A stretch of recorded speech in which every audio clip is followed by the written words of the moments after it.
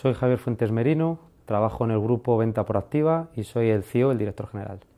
Me muevo un poco entre dos aguas. Yo soy un poco early adopter y entonces me considero casi nativo. Por edad no soy nativo digital o nacido digital, pero sí estoy más cerca de esa parte. Lo que sí es cierto es que a veces nos cuesta, incluso siendo jóvenes, pues ves a los niños pequeños con los iPhone, con las tabletas, utilizándolos con 2 años antes que saber coger la cuchara, y yo obviamente de esos no soy. ¿Qué me hubiera gustado ser de mayor? Aparte de futbolista, porque en los últimos tiempos me hubiera apetecido ser jugador del Real Madrid, no todos los años me pasa igual, me hubiera gustado ser piloto de Fórmula 1. Me gusta mucho el deporte, me gusta mucho la velocidad y la técnica, entonces juntar ambas cosas, todo el mundo piensa que la Fórmula 1 y que el pilotar es adrenalina, pero es todo lo contrario, ¿no? Es tranquilidad y tener exactamente los nervios templados para poder manejar un vehículo con precisión, y eso me gusta mucho. Pues vehículos de circuito, no monoplazas, pero sí gran turismo y en circuito. Nunca he hecho rallies. Me gusta poco conducir, me gusta mucho pilotar, precisamente por lo que acabo de decir, ¿no? Porque me gusta mucho la precisión. Todo el mundo piensa que entrar en circuito es hacer el bruto, correr mucho y adrenalina, y es todo lo contrario. También hago tiro olímpico precisamente por lo mismo, ¿no? Porque todo el mundo piensa que un arma es adrenalina y el tiro olímpico es todo lo contrario, es ponerse unos cascos, ponerse unas gafas, concentrarse y disparar con mucha respiración. Pues nacido en Madrid, de Carabanchel. No como Manolito Gafotas, porque yo soy del Bajo y Manolito Gafotas era de Carabanchel Alto, viviendo muchos años en ese barrio, 10, 12, y después fui a Arganzuela, estudié en instituto público, siempre fui a colegios de monjas, pero cuando tuve los 14 años fui a instituto público, un instituto muy interesante que es el Isabel la Católica, que está dentro del Retiro, por lo que cuando, como todos, nos íbamos de Pellas alguna vez, nos íbamos a jugar al fútbol a la Chopera y a ver las ardillas, ¿no? ¿Quién no se ha ido alguna vez quién no ha hecho novillos se ha ido de Pellas? Y después estudié en la Universidad Autónoma de Madrid y me reenganché.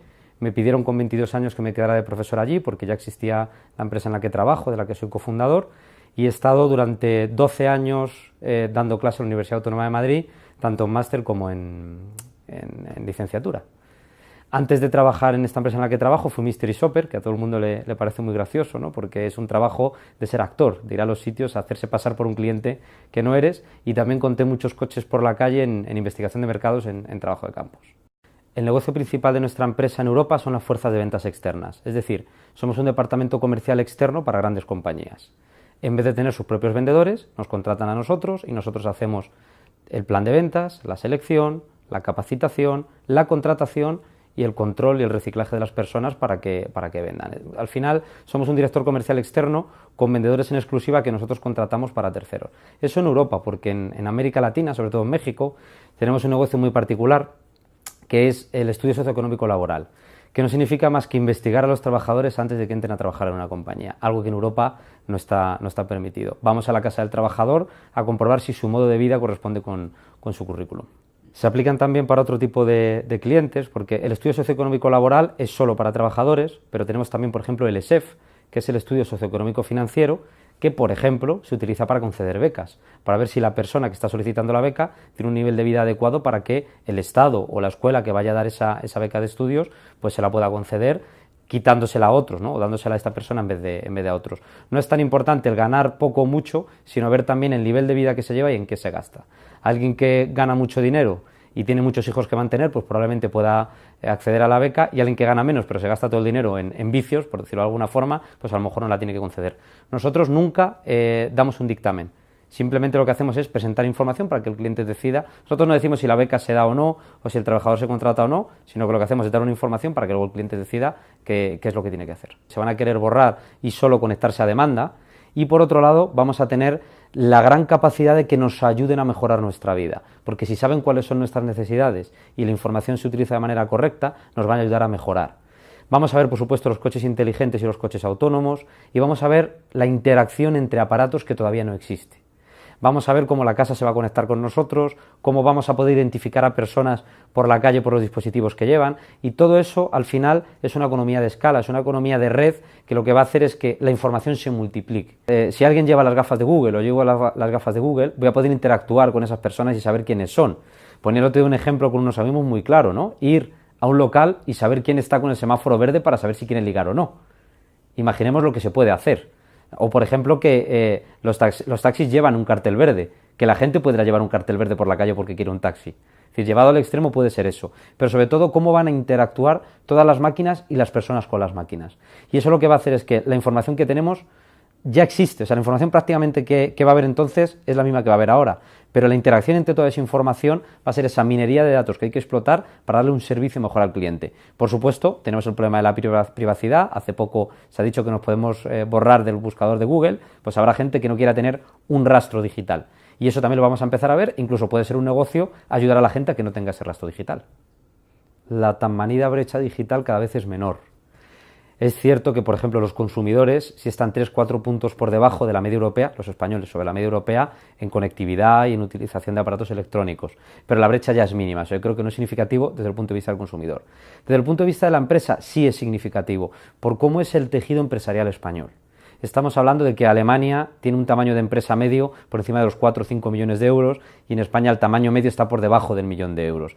Entonces esa pyme o micropyme es más resistente, salvo honrosas excepciones, a ser digital, a hacer cosas digitales, a tener incluso página web. Nos encontramos empresas que todavía no tienen página web, que todavía no venden sus servicios online, que ni siquiera tienen formularios online. Ese es el extremo, ¿no? Tenemos también el contrario, ¿no? Con empresas muy tecnológicas y que están muy metidas en la red. Pero sí es cierto que existe todavía una brecha desde el punto de vista de vender a través de Internet. Imaginemos lo que pasa hacia dentro de la casa.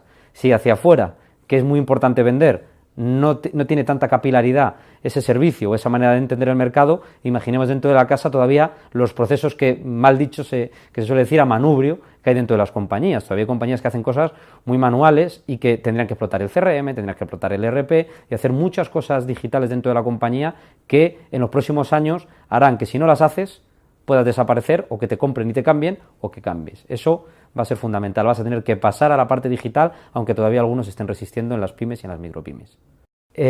Nuestra empresa realmente tiene un problema, porque no podemos instalar todos los sistemas que nos gustaría, ya que dependemos de meternos en la camiseta de nuestro cliente. Como somos departamento comercial externo para grandes clientes, muchas veces trabajamos contra su sistema, y eso nos capa, eso nos pone una barrera para que nosotros no podamos hacer ciertas cosas. ¿Qué tenemos? Tenemos desde hace muchos años CRM, tenemos desde hace muchos años ERP, tenemos también un sistema de facturación que va a ser electrónica, pero un sistema de facturación interno propio, tenemos también un sistema de contabilidad analítica propio, tenemos muchos sistemas que ahora además van a cambiar porque vamos a sacar una aplicación de reporting también propia, vamos a estandarizar a través de Internet todos los procesos de la ISO 9001 que tiene nuestra compañía, tenemos muchos sistemas y estamos en fase más de integrar unos con los otros porque están un poco desperdigados. Por supuesto tenemos página web, no se nos puede comprar en línea porque nuestro servicio es un traje a medida y por supuesto en línea no se puede comprar un traje a medida, pero sí tenemos una presencia muy fuerte en Internet y en redes sociales también. Yo no lo he dicho en mi biografía, pero soy liberal convencido. Eso lo que significa es que creo que la intervención del Estado en cualquiera de estas cuestiones, más allá de lo básico, no es fundamental, sino que es un problema para el mercado. Lo estamos viendo con el emprendizaje, por ejemplo, con las ayudas a la mujer, que a mucha ayuda que se pone no se termina de romper la brecha, porque es una cuestión cultural, no es una cuestión económica. A mucho que a un gestor de una pyme, de una micropyme, le demos dinero para que haga cosas en Internet o meta sistemas dentro de su compañía, no lo va a hacer si no lo cree. O lo va a hacer y vamos a estar tirando el dinero a la basura porque solo lo va a utilizar porque se lo están pagando. Creo que el mercado tiene que hacer su trabajo, tiene que ser sí un poco darwinista en ese aspecto y lo que tenemos que conseguir es que se conciencien las empresas y que vean que si no hacen esto, ahora a lo mejor sí pueden funcionar, pero a medio o largo plazo va a ser imposible. Y eso el Estado no lo va a conseguir nunca con dinero. Al final es una cuestión de educación. Y si hablamos de educación, por supuesto el Estado sí puede colaborar educando, no dando dinero. Tenemos que enseñar buenas prácticas a los empresarios y tenemos que formarles. Si les damos buena formación y les enseñamos best practices que han hecho otras compañías en otros sitios y que han mejorado su facturación, que han mejorado su rentabilidad, que al final han sido más productivos, los propios empresarios no son estúpidos y siempre van a querer ganar más dinero. A veces no ven las cosas. Si se las mostramos y se las demostramos y capacitamos a las personas para que lo hagan, porque a veces también hay miedo a hacerlo, ellos solos lo van a poder hacer. No necesitan dinero, necesitan ideas. Una de las funciones fundamentales del Estado es educar. Y educar no es solo educar a la gente en la universidad o educar en los institutos o a los niños, sino también educar en el tejido empresarial y educar en el emprendizaje y en las mejores prácticas para que las personas que dirigen compañías siempre tengan lo último y lo puedan utilizar. Yo a una empresa que no está en lo digital a día de hoy le diría que ir para atrás no quieren, porque para atrás ni para coger impulso, como decimos en España. Y estarse quieto realmente es ir para atrás, porque lo demás te adelantan por la derecha, por la izquierda, por arriba, por todos los lados te van a adelantar. La competencia hoy en día no es solo al que tú ves alrededor, sino que los mapas de competencia nos estamos dando cuenta que con la globalización cualquiera de cualquier sitio, incluso de un sector colateral, te puede quitar negocio. Y si innovas y si inviertes, vas a conseguir ganar más dinero porque el cliente quiere esa innovación. A veces también es difícil educar al cliente y ese miedo lo tienen las compañías. Pero si no se meten en lo digital, se van a quedar atrás. No será hoy, no será mañana, pero probablemente en un lapso de tiempo bastante poco razonable para lo que ellos van a entender, se van a quedar atrás y es probable que hasta quiebren. Un ejemplo de sector que ha llegado tarde pero que al final se ha subido a la ola de lo digital son los taxistas, por ejemplo, en Madrid. Ha habido compañías que lo que han hecho es crear aplicaciones como Radio Teléfono Taxi para que tú puedas pedir el taxi desde el teléfono móvil. En 2 años, 3 años, nadie va a parar un taxi prácticamente por la calle. Ellos han llegado tarde, pero por lo menos se han dado cuenta de que tenían que sacar una aplicación digital en la que los clientes geoposicionados pudieran pedir el taxi, saber lo que les cobran y además poder pagar sin llevar dinero encima, que era algo fundamental. Creo que han llegado tarde, pero por lo menos se han subido a la ola. Ese podría ser un ejemplo tardío, pero ejemplo al fin y al cabo. El taxi o el gremio taxista siempre ha sido un lobby muy potente en España, en casi todos los países, y yo entiendo que hay que guardar unos mínimos legales, unos mínimos de seguridad para el cliente. El problema es el vacío legal. Hace poco la Unión Europea ha dicho que no se va a poder ir en contra de estas economías de red en la que participan los usuarios y se prestan o se dejan asientos dentro de su vehículo y que están cobrando a través de aplicaciones. El taxi se tiene que reinventar y tiene que dar valor añadido. ¿Qué diferencia hay si no es de precio entre tomar un taxi o tomar un coche compartido? Pues es donde el taxi tiene que pensar dónde ganar. Por supuesto no van a desaparecer los taxis, pero se tendrán que reinventar y competir de otra manera. Sin duda, una empresa pequeña en un garaje se ha convertido en un monstruo. 1, 3, 4, 5, muchas empresas. ¿Por qué en Silicon Valley sí y en España no? Claro que se puede. Lo que pasa es que el caldo de cultivo social y cultural que hay en España es mucho más difícil para el empresario, sea digital o no.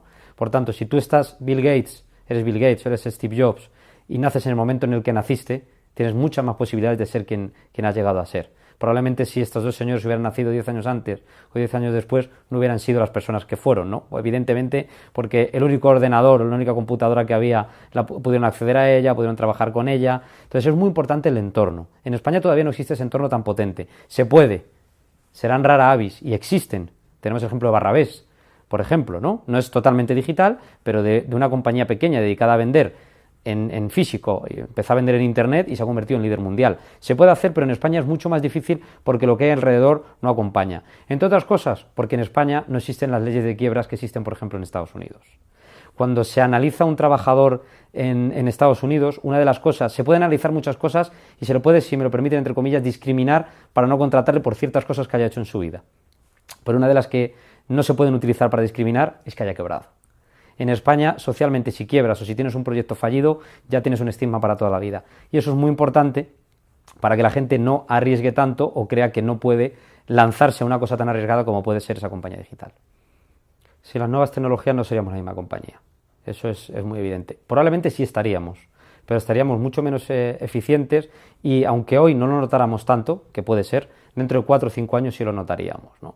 La competencia también hace su trabajo, los clientes hacen su trabajo, el mercado va avanzando y nosotros necesitábamos grandes herramientas de control y grandes herramientas de gestión. No tanto vender online, como decía en otras preguntas, porque nosotros hacemos trajes a medida, pero sí que yo como director general o los country managers de cada país tengan la información constante, concreta y efectiva para tomar decisiones. Y eso sin todo lo digital sería imposible. Pues iba a decir sin el robot limpiasuelos. Pero bueno, es un ejemplo creo que bastante interesante de cómo aplicar la tecnología militar a la vivienda, ¿no? Yo tengo el iRobot de Rumba y es impresionante cómo no tienes que dejarte la espalda pasando la aspiradora. No es que no pudiera vivir sin él, por supuesto he vivido muchos años sin él y podría volver a vivir sin él, pero sobre todo en el tema del automóvil. En el tema del automóvil, si yo tuviera que volver a tener un automóvil como eran hace 15 o 20 años, sin las ayudas que tienen ahora, no por dejar de conducir o que conduzca el vehículo solo, sino por la ayuda que te da al aparcar, por la ayuda que te da el control de crucero, el ahorro de combustible, lo podría conducir pero mucho menos rato seguido, ¿no? Yo creo que sin eso no podría vivir y por supuesto con las redes sociales, sin redes sociales sí podría vivir, pero no podría vivir sin correo electrónico y no podría vivir sin un smartphone a día de hoy. El futuro de nuestra empresa lo veo blanco, no lo veo negro, que eso creo que es importante. No vamos a poder administrar o incorporar todas las tecnologías que nos gustarían dentro de la compañía por el tipo de servicio que prestamos. En México, por ejemplo, sí estamos desarrollando o queremos desarrollar otras tecnologías porque es otro tipo de servicio, pero el futuro de nuestra compañía lo veo en la geolocalización, lo veo en las aplicaciones de reporting y lo veo en la instantaneidad. en que nuestras ventas sean efectivas lo más rápido posible. El método de FIFO, que lo primero que entre sea lo primero que se active y que nuestros clientes tengan las ventas y la información de las ventas lo más rápido posible y que sea transparente, tanto para nosotros como compañía, como para el cliente, como para el trabajador, para que sepa qué comisiones va a ganar y cómo está haciendo su trabajo. Ese feedback y esa retroalimentación van a ser las que van a crecer en los próximos años en nuestra compañía gracias a la tecnología. Nuestra empresa en 2020, aparte de los aspectos digitales, estará haciendo otras cosas que no hace ahora. Vamos a diversificar precisamente buscando sectores o servicios donde podamos incorporar más tecnología y generar más valor añadido. Somos una compañía que nos consideramos líderes en servicio, y lo somos. No nos importa tanto la facturación y la rentabilidad, que por supuesto son importantes, como dar buen servicio, porque nos gusta diferenciarnos y al final queremos relaciones a largo plazo. Para poder seguir generando relaciones a largo plazo tendremos que modificarnos y hacer una diversificación conglomerada, hacer cosas similares a las que hacemos, no exactamente las mismas, que también las haremos, sino añadir cosas similares que incorporen tecnología. Por ejemplo, la promotoría virtual, que nosotros estemos detrás atendiendo a través de una pantalla, a través de un dispositivo, a través de un holograma, pero siendo nosotros quienes controlemos con un vendedor, con un promotor, persona, contestando a las dudas del cliente. Cosas de estas características que todavía no se pueden desarrollar mucho porque el cliente tampoco las paga y hay que educarle. Y a partir de estos años y hasta el 2020 creo que lo podemos desarrollar. Haremos una diversificación buscando sectores o buscando servicios donde la tecnología pueda añadirse a nuestro servicio personal y a partir de ahí conseguiremos ganar más dinero nosotros y dar más valor añadido al cliente. En el 2020 no hay mundial, o sea que no veo a España ganando el mundial, esperemos que lo gane el 18 y en el 22. Yo veo a España en el 2020 con un rey nuevo, esperemos que siga habiendo rey. Veo a España mucho más polarizada, por eso puede ser importante que políticamente tengamos algún nexo común. Y a nivel social creo que vamos a cambiar mucho, creo que va a entrar la juventud a tomar el poder en ciertos aspectos, y bien entendido el poder, no como lo entendemos a día de hoy.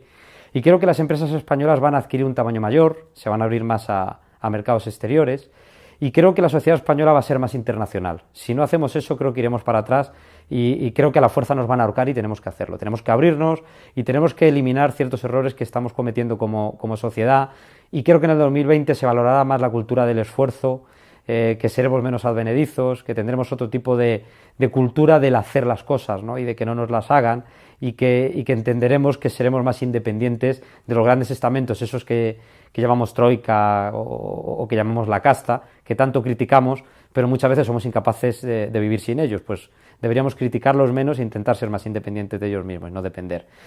Esa es mi idea idealista, ¿no? Una de mis ideas idealistas, pero yo creo que lo podemos conseguir, porque creo que si no hacemos eso, probablemente no estaremos ni dentro de la Unión Europea, probablemente.